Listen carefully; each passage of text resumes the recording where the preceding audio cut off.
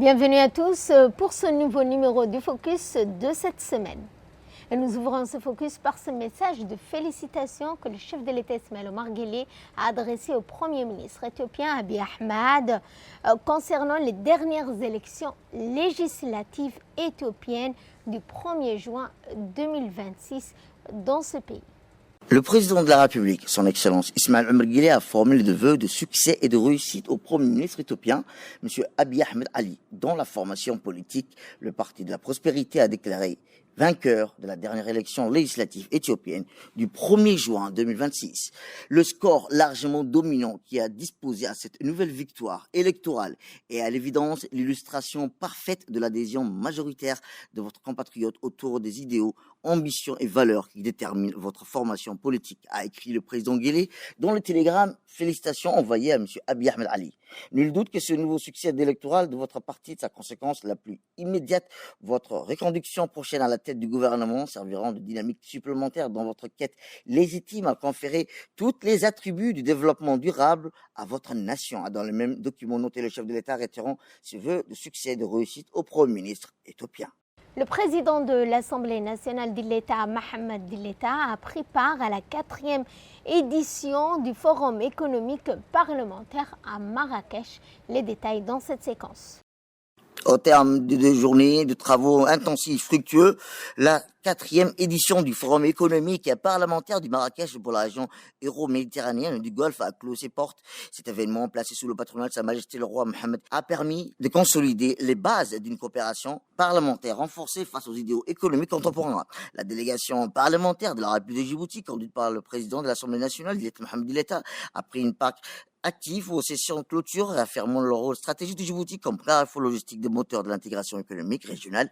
Cette édition a également été le théâtre de l'avancée diplomatique concrète, rappelant que les ambitions composées des honorables Saleban Daher Bile, à savoir aussi Hachem Mohamed Abdallah, Mohamed Hassan Farah, quittent Marrakech avec la conviction que le dialogue parlementaire est indispensable pour fluidifier les échanges internationaux. La République de Djibouti, par la voix de son président de l'Assemblée nationale, réitère son engagement à traduire ses recommandations en actions concrètes pour favoriser le co-développement africain et le renforcement des partenariats sud-sud. La police nationale a célébré le 49e anniversaire de sa création dans une ambiance de fête dont voici un commentaire de Samatar Saïd.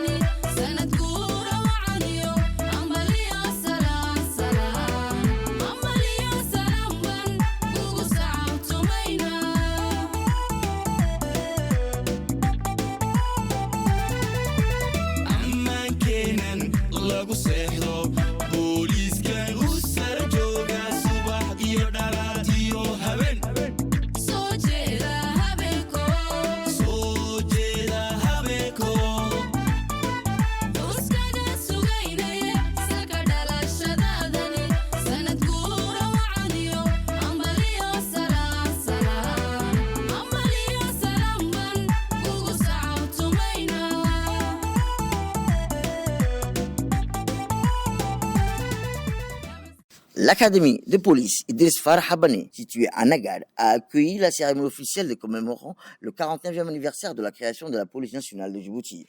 Placée sous le signe du professionnalisme, de l'engagement au service de la République, cette cérémonie a été présidée par le ministre de la Justice et des Affaires pénitentiaires, chargé des droits de l'homme et des relations parlementaires également, Premier ministre par intérim, M. Ali Hassan Bahdon. À son arrivée, le Premier ministre par intérim a été accueilli par le ministre de l'Intérieur, Omar Abdisirit, ainsi que par le directeur général de la police nationale, le colonel Abdurrahman Ali Kahi. Dès les premières heures de la matinée, l'académie de police Idriss Farah Habane a revêtu ses habits de fête pour accueillir cette célébration qui rend hommage auprès d'un demi-siècle d'engagement au service de la sécurité des citoyens et du maintien de l'ordre public. À cette occasion, les différentes unités de la police nationale ont pris position sur l'esplanade de l'académie dans un dispositif parfaitement coordonné, illustrant la discipline, la cohésion et l'excellence opérationnelle qui caractérisent cette institution républicaine. Le dispositif comprenait notamment la fanfare de la police nationale, l'unité porte-drapeau, la brigade de la sécurité routière, la formation féminine, la police judiciaire, les éléments de la direction de la sécurité publique, les services de l'immigration, la compagnie d'intervention, ainsi que les unités spéciales du RAID et de la brigade spéciale.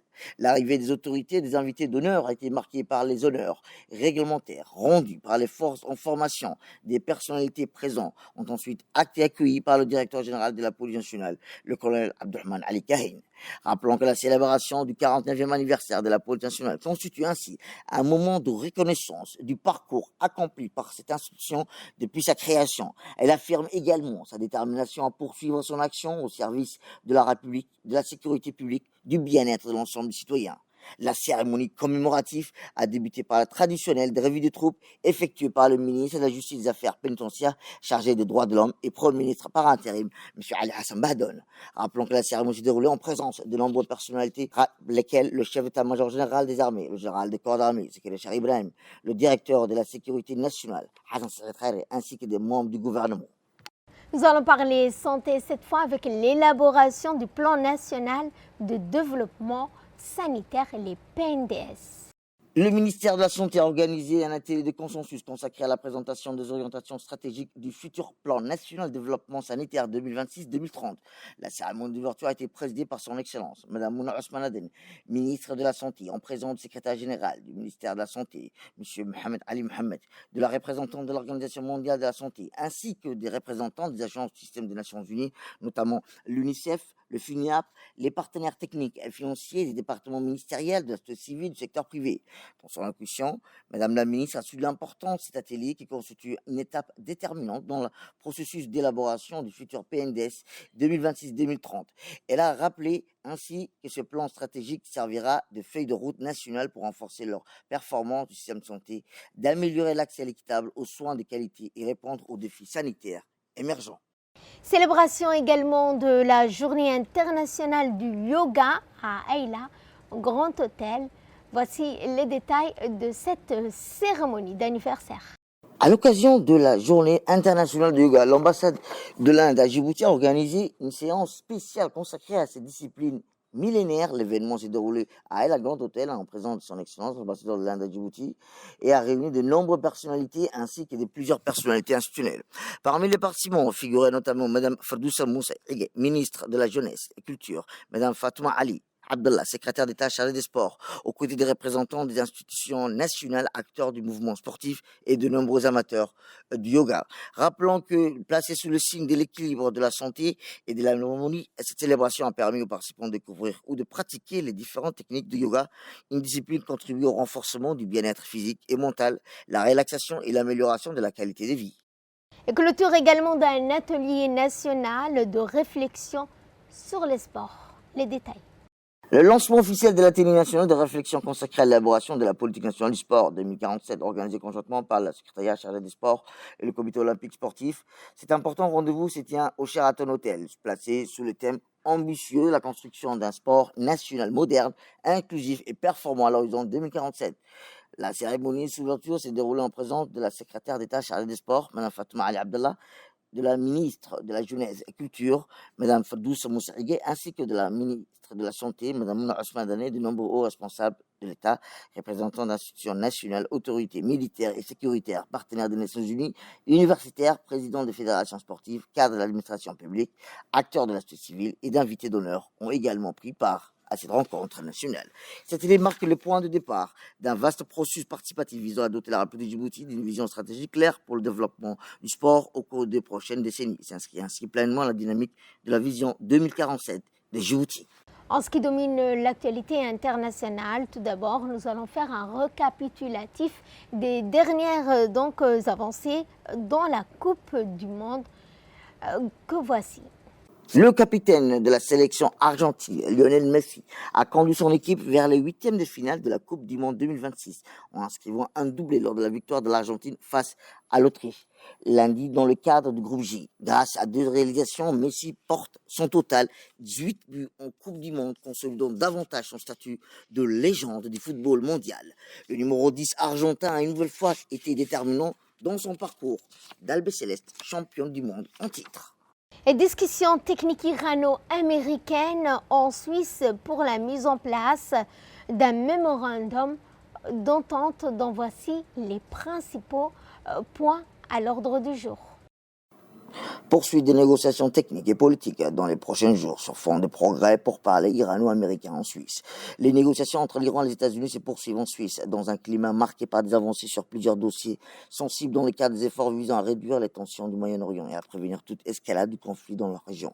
Les discussions réunissent le ministre iranien des Affaires étrangères Abbas Araghchi ainsi que le président du Parlement iranien et chef négociateur M. Mohamed Abbar aux côtés des responsables américains et des médiateurs régionaux et internationaux. Selon les sources diplomatiques, les derniers cycles de négociations ont permis d'enregistrer des progrès sur plusieurs questions liées à la sécurité régionale, à la désescalade militaire et à la stabilité du Golfe, et également sur la sécurité maritime dans le détroit d'Ormuz et les sanctions économiques, ainsi que la coopération avec l'International Atomic Energy Agency. Rappelons que les différents partis ont réaffirmé leur attachement au dialogue et la diplomatie comme principaux moyens de résoudre les différends et de préserver la stabilité régionale. Et c'est ainsi que prend fin ce focus. Merci à vous de nous avoir suivis. Merci également à la régie et très bonne suite de programmes sur TéléGBT.